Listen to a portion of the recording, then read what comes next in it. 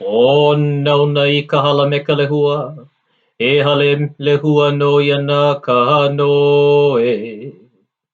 O ka uno ia ea no I nei ia li'a nei ho'i o ka hiki mai. A hiki mai no oko, a hiki pu me ke aloha. Aloha e, aloha e. Aloha e,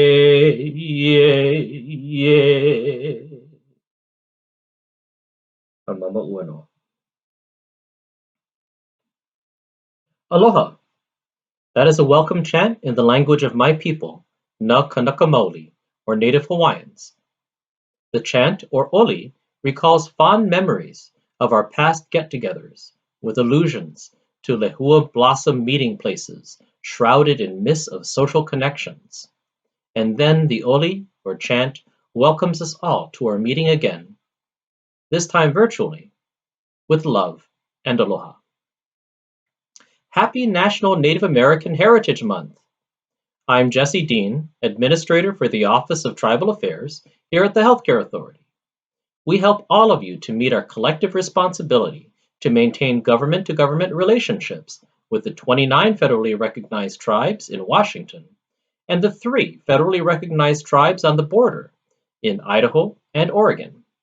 We also manage contracts and programs focused on reducing health disparities affecting tribal and urban Indian communities throughout the state. To help us all kick off this month of celebration and learning, our director, Sue Birch, has some words she would like to share. Every November, we celebrate National Native American Heritage Month. This month-long celebration was first declared by President George Herbert Walker Bush in 1990 and has been declared by every president since then. This month is a time to celebrate rich and diverse cultures, traditions, and histories, and to acknowledge the important contributions of American Indian and Alaska Native people. This month is also an opportune time to educate ourselves about the 29 Indian nations in Washington state and the 573 Indian nations throughout the United States. There is so much to learn.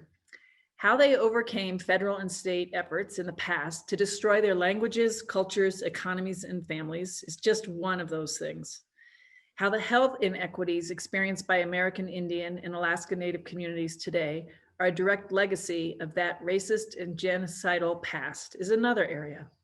How the history informs why we work in partnership with tribal governments today is very important as well.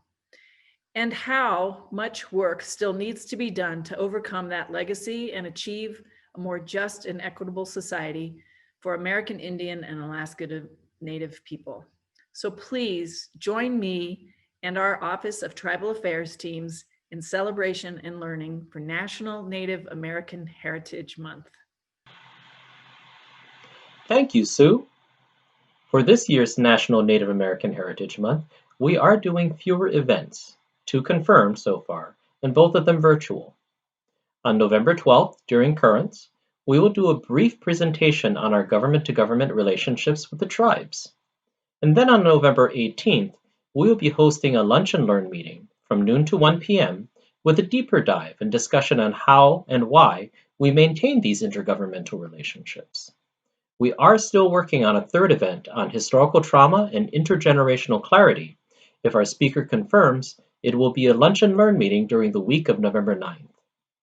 We will let you all know if this event gets confirmed. Throughout the month, we will also be posting articles on Inside HCA of prominent American Indian and Alaska Native individuals, as well as an article during Veterans Day week on American Indian and Alaska Native veterans written by our own Melissa Livingston. And like this kickoff video, we will post the video to close out the month during the week of Thanksgiving with a fun medley of TikTok videos. Now, please join me in watching a 5-minute video on the Spokane Tribe's Culture Week. It is a great window into one tribe's culture, and it reminds us that from the indigenous perspective, culture is not a thing. Culture is what is taught in the interaction between the parent or teacher and the student. from ways of speaking and interacting to ways of being.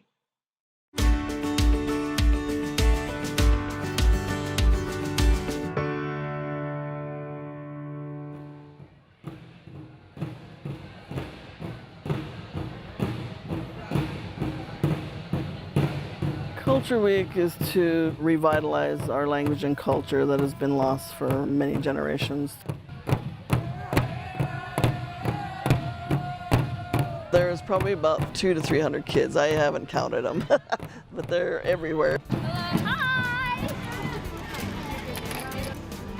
There's many different projects going on at the same time. We teach our language, we teach traditional arts, necklace and breastplate making, flat beading. I made this, and I also made a bracelet. How to make drums, stick game set making, stick game playing. It's a traditional game of the Spokane. Kids learning all these different arts of the Spokane tribe. Look what I made. The art is the product of culture. It is not culture itself. The culture is taught by the interaction between the teacher and the student. There's the gestures and the humor and the cultural information that gets passed down from the older generation to the younger generation. Oh, do we make it like a star under here? Yeah, there you go. You just go back and forth. The respect of each other and of the elders, especially the elders. Everything it means to be Spokane.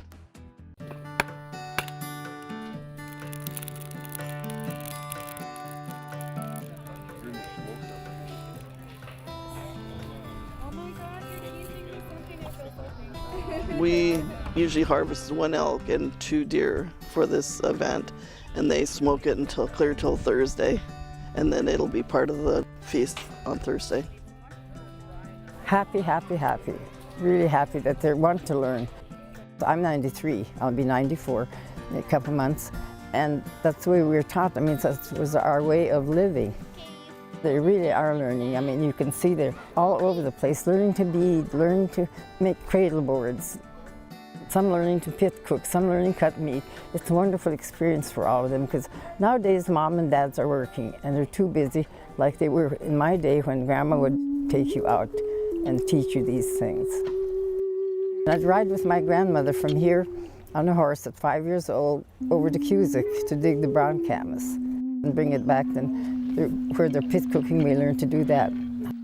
That was our food for winter time.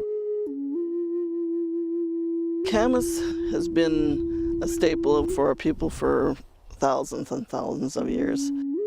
It's dug in a more marshy place. Our people have traditionally went out to Spangle area. We bring out about 30 to 40 kids from the middle school. So they come out and do the digging, and we do the cleaning and the preparing. And then they can come out here and learn how to prepare it in the ground. The pit bake we started, it was about 10, 11 years ago from collective memory of the tribal elders. It took us 3 years to perfect it. I learned how to cook or run earth ovens by my grandmother. They'll build a fire and heat these lava rocks up until they're glowing red. When I was growing up, I used to always drill my grandmother of how did you cook and what did you eat? Covering it. Then they'll cover that with dirt.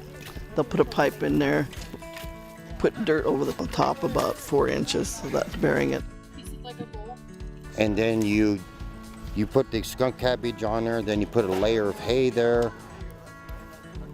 Then they'll put the camas in the moss in bags. In these wet bags, they'll lay them on top of the hay, put another layer of hay, and it's just basically to keep it clean and then for extra moisture also. And then they put another layer of dirt. And then you just build a small fire on top. Brown camas in the moss usually takes a day and a half, 2 days to cook. Thursday, we're going to bring all of the food and everything that we're starting to cook today. And everybody's going to share it just like as if it was springtime.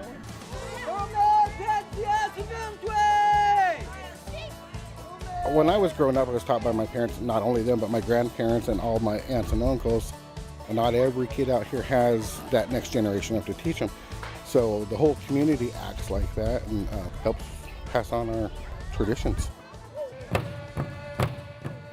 I want our families, our children to learn to keep our culture alive.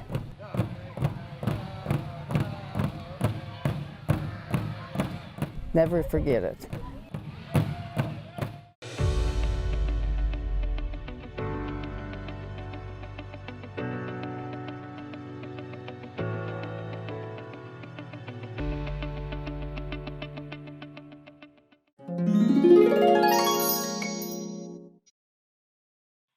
We hope you enjoyed that video, and we give our thanks to the Spokane tribe. Please remember that the different tribes have their own cultures and their own languages. And with that, please join me and Sue in kicking off our celebration this year of National Native American Heritage Month. Aloha kākou!